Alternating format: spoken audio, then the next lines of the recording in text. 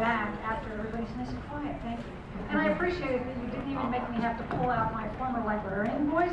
So, yes, thank you very much. Welcome to the very first day of the very first year of the Urban Fantasy Track here at DragonCon.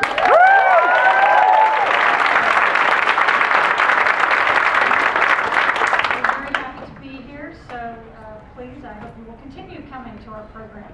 And tonight we have a special treat, as you can see, a number, 7 to be exact, of men writing in the genre. And the first thing we're going to do... I'm dopey. Okay, now if you want to play that one, I can only imagine what I'm going to see on Facebook tomorrow. Okay. What I'm going to do is have each one of our panelists introduce themselves to you. Then I have a few questions for the panel. After that, we will open it to questions from the audience. Okay? Thank you. Hi, I'm S.M. Stirling, Steve Stirling.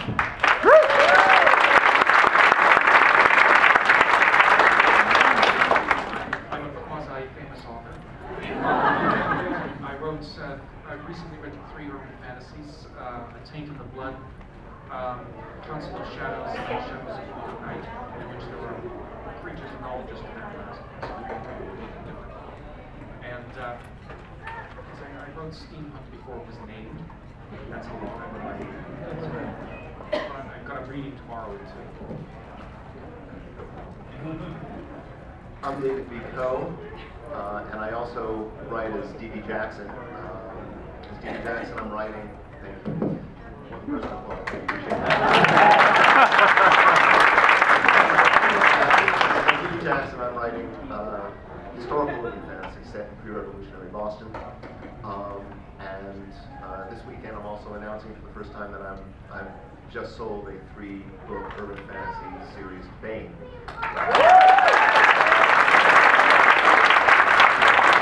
No idea what game I'll be writing, but I'll let you know. My name is James R. Tuck. I write the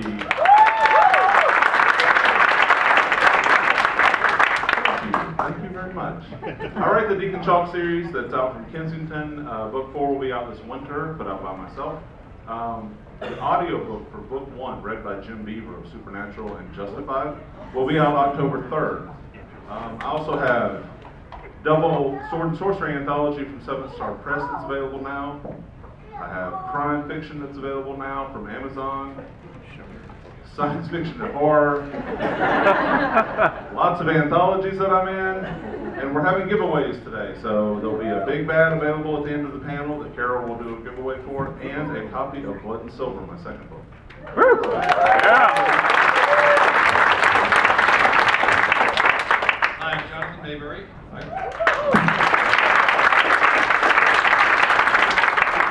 I write the Joe Ledger thriller series, weird science thrillers, the Rotten Ruin post-apocalyptic series, which is in development for film right now.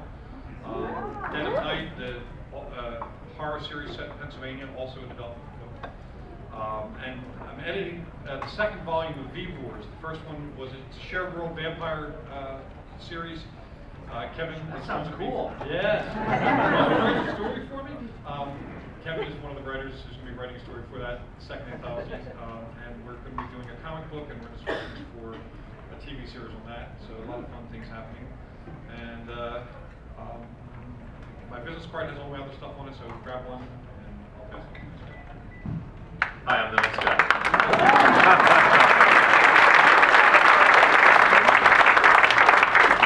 My name's John Hartness, and I am... Really great, aren't they? You know, it ain't gonna get any better than that. So thank you, Lauren.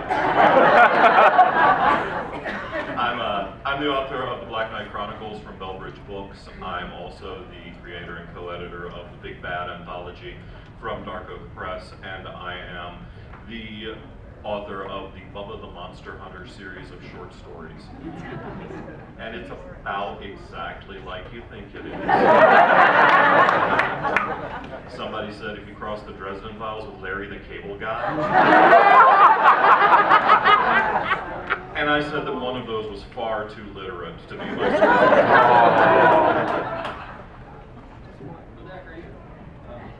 Hey, I'm Jim Butcher, author of DragonCon.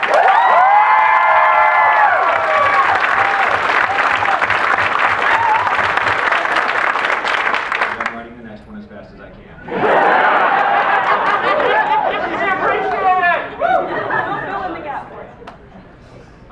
And I'm Kevin J. Anderson.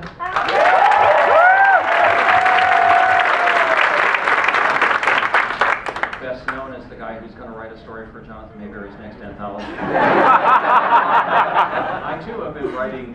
I just last month was my 25th year of being a published novelist. So I published 120 books in that time. So do the math. Swagger.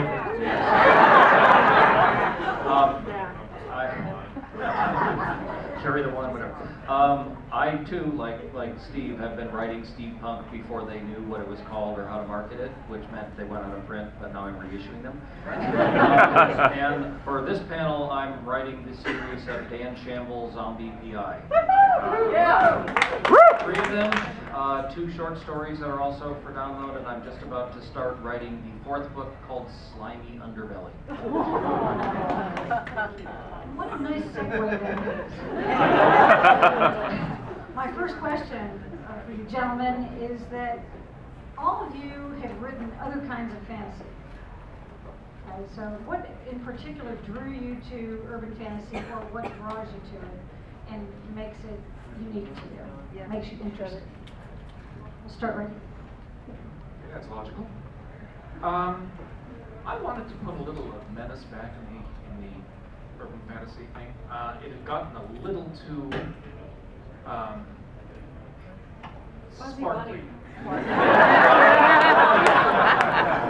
wasn't going to say it, but someone whispered it from the audience. And at one point in one of my urban fantasy books, my hero was saying to his best friend, I'm just going to go out and walk around for a while. And he says, and the friend says, why don't you exercise your sinister vampiric charms on some perky teenager? And he says, no, then we'd have to have long conversations about our feelings. So I wanted to put a little menace back in the vampires. Well, not strictly.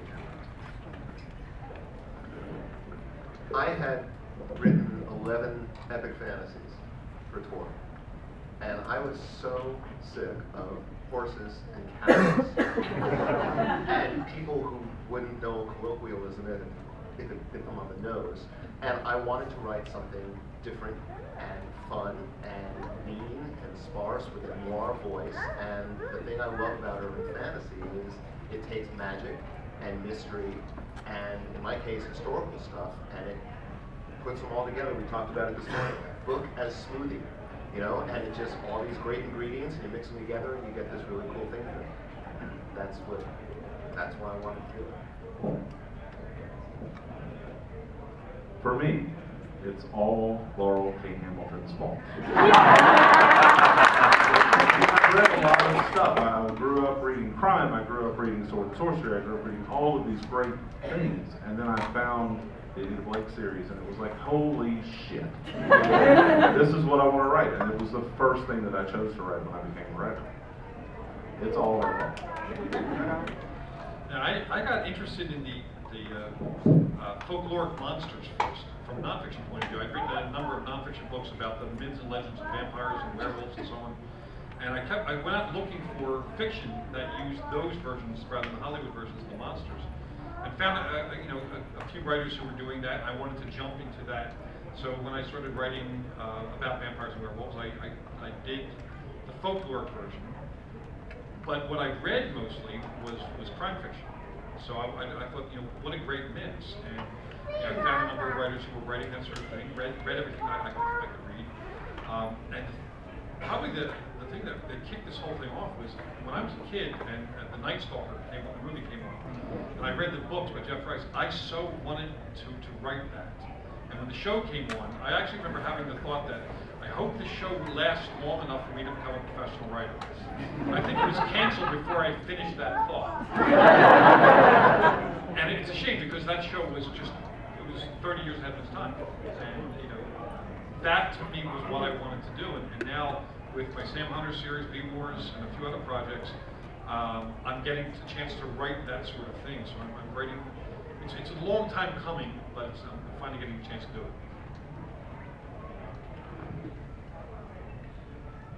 Has anyone actually ever bought a book of poetry?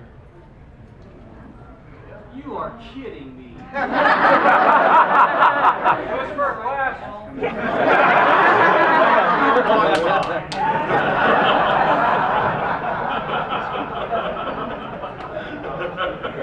If all of y'all had bought mine, maybe I'd still be doing literary crap. Yes, seriously. I was working for the internet gambling industry, writing about poker, got fired, and said, well shit, I'll write the great American novel. I got 2/3 of it right. It's a novel and I'm an American. It's called The Chosen. Almighty God. And that's all we'll be hearing from him tonight. Basically, I blame Joss Whedon and this guy. If it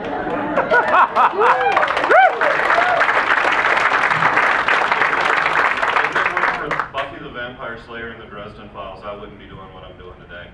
So, there you go. It's his fault if you think I suck. Joss Whedon's lawyer contacted me to tell me ahead of time. He disavows all responsibility. I got into urban fantasy because I wanted to prove to my writing teacher how wrong she was.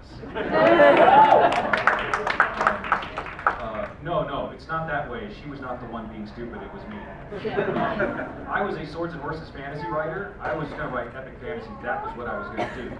And I had been struggling for a long time to try and apply these principles that she was teaching in class, but I did not pay a whole lot of attention to what she was teaching me because I knew what I was talking about. I'd already written several novels, and I had a degree in English literature, whereas she had merely published 40 novels. She finally had been leaning on me to try and apply what she was trying to teach me in some different venues.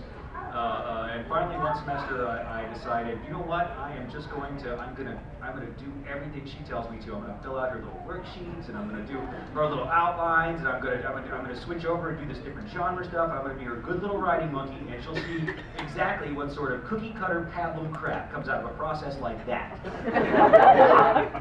And so I wrote the first book of the Dresden Files.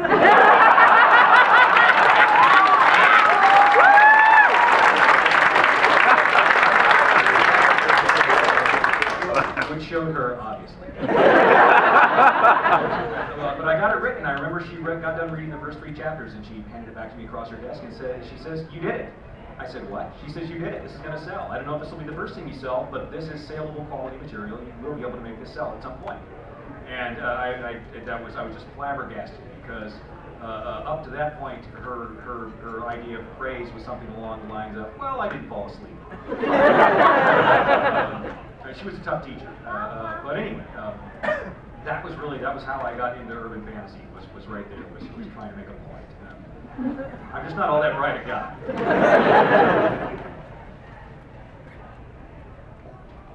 Wow, did you not have my creative writing teacher? My creative writing teacher was you have to have, stories cannot have plot in order to be good. And the only worthwhile fiction is about relationships breaking up over the breakfast dishes, the end. And I hated those, so I kept writing stories about like space battles and alien viruses and robot wars. And he just trashed me for writing this crap, and every week I'd come in and say, sold another one. There's another one in print. Oh, did he hate me? And now he probably considers me one of his greatest students or something. But I didn't write urban fantasy. I wrote a hard-boiled detective thing. He's a zombie private detective, just a hard-boiled detective, solves cases with werewolves and vampires, and he's He was a human detective. He got killed on a case, but he's back from the dead and back on the case. And I just wrote detective stories, and the first one is nominated for the Seamus Award this year for the Private Eye Best Novel.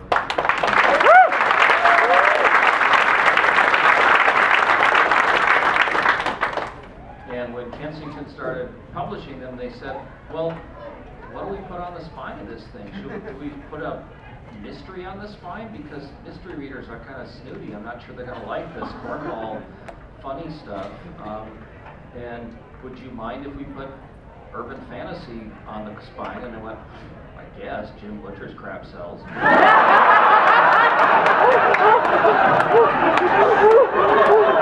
said, okay, no worries. I think this is going to be a fun night. What would you say, how would you say the male perspective on the genre is different? What do you bring to the table that's somewhat different? And since Kevin's on a roll, we'll start at that end. Our female vampires have more cleavage. I'd say our female everythings have more cleavage. For the most part. I bring fart jokes and explosions. I don't know where to go after that. Do I have to try a serious answer? Somebody should. Yeah. With noir is always a very personal thing anyway. I mean, there are very few people who can write successful noir with the opposite gender. I mean, some people do it. Most tend to write a very, like almost a first-person view. It's their cynical, the idealized cynical version of themselves. And so guys tend to write the guy version of it.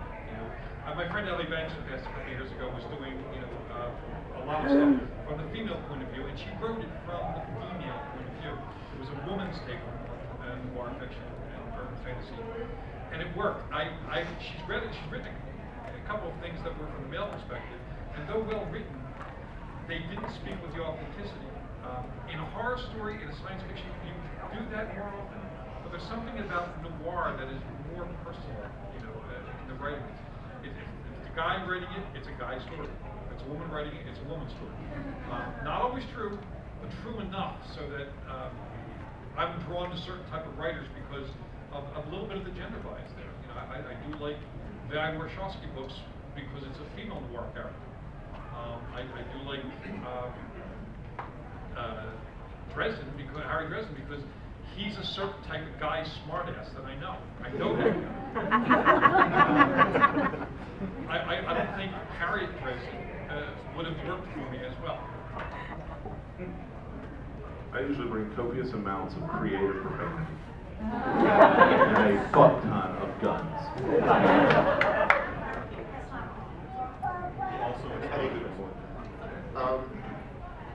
Yeah, I've got nothing. I really think that to a certain degree, you don't want any genre or subgenre becoming the province of one genre, one gender or the other. And there was a long time when women found it very hard to break into the hard science fiction or the epic fantasy. And the more people you have writing anything, the more good stories you're going to have. And so, if I think it's true that women have numerically dominated the urban fantasy field for the last decade or so. There are a lot of women turning out really, really fine urban fantasy. But the more guys you get in there, and the more good stories you have. It's as simple as that. Actually, the gender thing didn't occur to me when I was roughing up this series. Actually, I fibbed a bit earlier. My primary inspiration for the series was a lot of pulp stuff, particularly Jack Williamson. I wonder if many of you have read Darker Than You Think. Great underread classic of the field. It actually was urban fantasy long before the term was invented, and that was one of my inspirations. But I don't know. The whole process is sort of unconscious for me. I decided that my primary viewpoint character would be a 20-something female arts graduate from New York working in a gallery in Santa Fe, which is where I live. And that just seemed to work for me.